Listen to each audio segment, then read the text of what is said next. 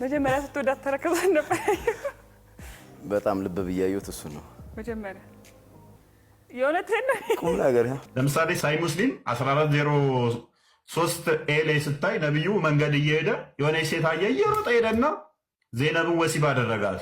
አንዲት ተረከዝ ነው ያዩት። ስትራመድ ተረከዟ አይተው ወደ መስጊድ መሄድ ተውና ወደ አንደኛቸው እናታችን ቤት ገቡ። ሸቁራዊ ሶፊያ ናት ይላል፣ ፋጢማ ናት ይላል። ወደ አንደኛዋ ቤት ገቡና ማናት ሶፊያ ናት ሐፍሳ ናት ይላል። ብቻ ቀርቦ ወደ ሆነችው ወደ አንደኛታችን ቤት ገቡና ሐጃ ፈጸሙ። ሐጃ መፈጸም ማለት እንግዲህ ያው ሽንኩርት ከተፍ አይደለም፣ ብርድ ልብስ አጠብ አይደለም። ሰው አስር ሰላት እየጠበቃቸው ነው። ተንጓደደ። አስሩ መሸ። አንገት አቀርቅሮ ሲመጡ አይተዋቸዋል። የት እንደተሰወሩ ገረማቸው።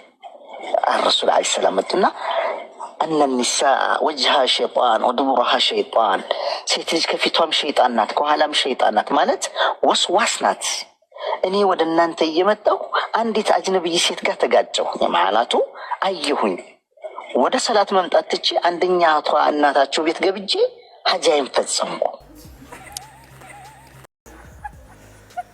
وده صلاة ممتاتشي عندنا أطوى الناس تشوفيت قبيجي حاجة ينفذسمو መጀመሪያ ስትወዳት ተረከዘን ነበር በጣም ልብ ብያዩት እሱ ነው መጀመሪያ የሆነትን ቁም ነገር እሷን የምትጠይቃት ትነግርሻለሽ ስትመጣ ምን ነው የምትመልስልኝ በጣም በእርግጠኝነት እሺ ማን እንበል አብዱል ፈታሪ ነው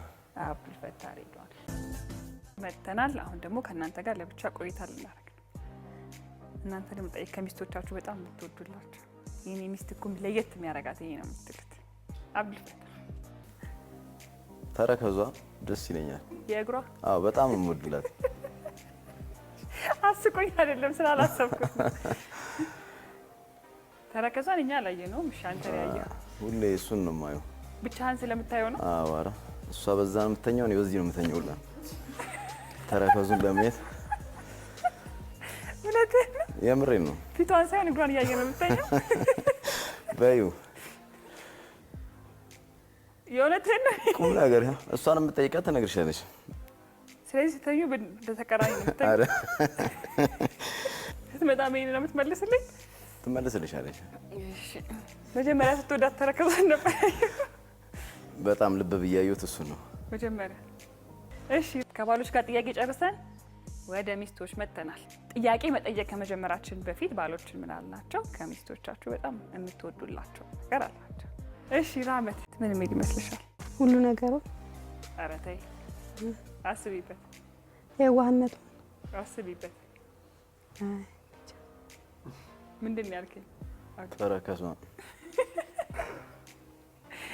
ስትመጣም እንደዛ ነው የምትልሽ ብሎ እርግጠኛ ሆኖ ነበር የነገረኝ በጣም በእርግጠኝነት ዛሬ ልጅ ብሎሽ አያውቅም እኔ አላስታውስም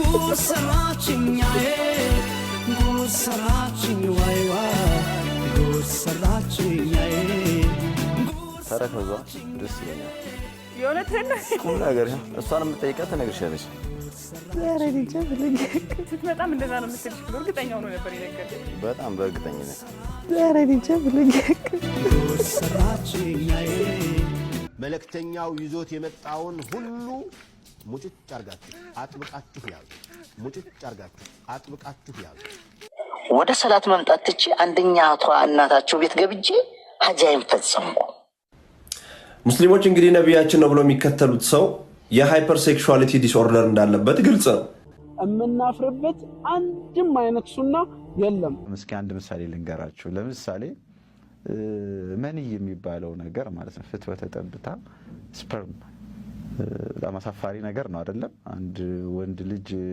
በተለይ ይህ ግለሰብ ታዋቂ ነው ብላችሁ ብታስቡት ሰው ያንን በተመለከተ ስለሱ ቢነገር ያሳፍራቸዋል አይደለም ቤተሰቦቹ ረሱላህ ሰለላሁ ዐለይሂ ወሰለም ህይወት ታሪክ ላይ ግን ያ አይደለም እናታችን አይሻ ሰሂህ በሆነ ሐዲስ ላይ ረሱላህ ሰለላሁ ዐለይሂ ወሰለም አንዳንዴ የመንያቸው ልብሳቸው ላይ ሳይታጠብ ተረስቶ ደረቅ ሆኖ አየውና በእጄ እፈትገው ነበር ትላለች ይሄ ሲራ አካል ነው እምናፍርበት አንድም አይነት ሱና የለም ከአይሻ ዘገብኩት ብሎ እንዳለው ደግሞ ሴቶቹን ሳይገናኛቸው የተገናኛቸው ይመስላቸው ነበር ይላል ከዛስ ነብያችን ሰለላሁ ዐለይሂ ወሰለም በሉበይድ ኢብኑ አልአዕሰም እጅ ድግምት ተሰራባቸው ይላል ከዛስ የሆነን ነገር ሳያደርጉ ያደረጉ ይመስላቸው ነበርም ይላል። እሺ ይህን ሐዲስ እኔ እንደ አንድ ሙስሊም የተቀበልኩት እንደሆነ ለሙልሂዶች እንዲሁም ሙስሊም ላልሆኑ አካላት በዋህዩ ትክክለኛነት እንዲያስዋሹ ወይም እንዲያስተባብሉ መንገድ መክፈት ይሆንብኛል። እምናፍርበት አንድም አይነት ሱና የለም። ነብዩ ድግምት ከተሰራበት እምናፍርበት አንድም አይነት ሱና የለም። እንደ እብድ ነገራቶችን ያደረገ ይመስለው ከሆነ እምናፍርበት አንድም አይነት ሱና የለም። ወይ ደግሞ የሚያደርገውን ካላወቀ እምናፍርበት አንድም አይነት ሱና የለም። መልእክቱን የሚያስተላልፈው ከራሱ አእምሮ ሆኖ አይደለም፣ ሰይጣን ተጠናውቶት ነው ምናምን መንገድ መግፈት ነው የሚሆንብኝ። እምናፍርበት አንድም አይነት ሱና የለም። ካፊሮች ከመጀመሩ ነው ደግሞ ለነብያችን ሰለላሁ ዐለይሂ ወሰለም ሱና ክብር ያላቸው ክብር የነበራቸው። ኢጣጣቢ ሙስሊም ሲሉ አልነበረም? 4 ሚስት ማግባት እንደ ነውር እየቆጠሩ ከሴተኛ ዳሪ ጋር መዳራትን በቃ ሐላል ሲያደርጉ አልነበረም?